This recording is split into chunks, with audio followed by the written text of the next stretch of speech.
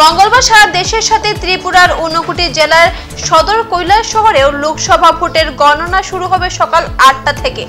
জেলা প্রশাসন এর জন্য পুরোপুরি প্রস্তুত। সোমবার সাংবাদিক সম্মেলন করে একথা জানান জেলা শাসক দিলীপ কুমার চাকমা। তিনি জানান 59 জেলার পাবিয়াছড়া, ফটিকরায়, চণ্ডীপুর এবং কৈলাসহর এই 4টি বিধানসভা কেন্দ্রের ইভিএম মেশিনগুলো রাখা রয়েছে কৈলাসহরে আরকেআই স্কুলে। 4টি বিধানসভা কেন্দ্রের ইভিএম মেশিনগুলো আলাদা আলাদা করে স্ট্রং রুমে রাখা রয়েছে। 4 জুন সকাল 8টা থেকে পৃথক পৃথক কক্ষে গণনা শুরু হবে। প্রতিটি রাউন্ডে 13টি টেবিল থাকবে বলে জানান জেলা শাসক দিলীপ কুমার চাকমা। সাংবাদিক সম্মেলনে জেলা শাসক ছাড়াও উপস্থিত ছিলেন এডিসি বিজয় সিনহা, 59 জেলার অতিরিক্ত পুলিশ সুপার হুমাগ্নি চক্রবর্তী। টোটাল 4টি অ্যাসেম্বলি কনস্টিটিউয়েন্সিস রয়েছে, আপনারা সকলে জানেন। 50 Pabiachhara SC, 51 Fatikroy SC, 52 Chandipur general and 53 Kailashahar general. এই 4টি অ্যাসেম্বলি কনস্টিটিউয়েন্সির যে পোল ইভিএম, এটা আরকেআই কৈলাস শহরে কড়া নিরাপত্তার মধ্যে মজুদ আছে। তো সেখানে এই 4টি অ্যাসেম্বলি কনস্টিটিউয়েন্সির জন্য ওই একই স্থানে 4টি কাউন্টিং হলের ব্যবস্থা করা হয়েছে এবং 4টি কাউন্টিং হলের দায়িত্বে রয়েছে আমাদের অ্যাসিস্ট্যান্ট রিটার্নিং অফিসাররা। 2 জন অবজারভার অলরেডি পৌঁছে গেছেন গতকালকে। দুটো কনস্টিটিউয়েন্সি ওনাদেরকে দেওয়া হয়েছে। 51-এর জন্য একজন এবং 52-53-র জন্য একজন। আগামীকালকে সকাল 8টা থেকেই এই ভোট গণনা পর্ব শুরু হবে।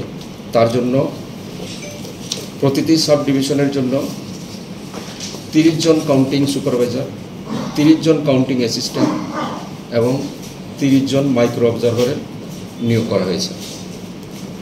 তার মানে দুটো সাব ডিভিশনের জন্য 60 counting supervisor, 60 counting assistants and 60 micro অবজারভারের অ্যাপয়েন্টমেন্ট আমরা দিয়েছি। প্রতিটি কাউন্টিং হলে 12টা করে টেবিল থাকবে এবং একটা অ্যাসিস্ট্যান্ট রিটার্নিং অফিসারের টেবিল, অর্থাৎ 12+1, 13 টেবিলস, যেখানে আমাদের এই গণনা পর্ব সম্পন্ন হবে। যারা কাউন্টিং সুপারভাইজার এবং অ্যাসিস্ট্যান্ট, অলসো মাইক্রো অবজারভার, তাদেরকে আমরা ট্রেনিংয়ে ডেকে সমস্ত কিছু বুঝিয়ে দিয়েছি, how to count the votes. আজকেও এটার ফাইনাল রিহার্সাল চলছে in both the sub division. As far as the security is concerned, এখানে strong multi-layer perimeter control to ensure proper identity checks for counting official, counting agents, support staff has been planned. Authorized person ঢুকতে না পারে তার জন্য ব্যবস্থা থাকছে। EVM strong রুমগুলি যেখানে যেখানে আছে সেখান থেকে যাতে একটা স্ট্রং রুম থেকে নির্দিষ্ট যে কাউন্টিং হল রয়েছে সেখানে যাতে যেতে কোনো কালার কোডিংয়ের ব্যবস্থা থাকে তার জন্য ব্যবস্থা করা আছে। আচ্ছা, এখানে 2 লেয়ার সিকিউরিটি ছিল। বাইরে ছিল টিএসআর আর ভিতরে হচ্ছে সিএপিএফ, অর্থাৎ সিআরপিএফ। ওগুলো মানে 24/7। সঙ্গে আমাদের একজন গ্যাজেটেড অফিসার, আমাদের যে পুলিশের, উনি আছেন।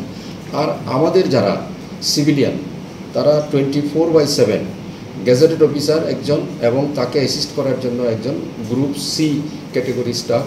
এই গত 40 দিন তারা ক্রমান্বয়ে রোটেশন বেসিসে ডিউটি দিয়েছে। তো আগামীকাল যে 4 জুন গণনা হবে সেই ক্ষেত্রে কারা দায়িত্ব থাকবে বা দায়িত্বটা কীভাবে নেওয়া হবে?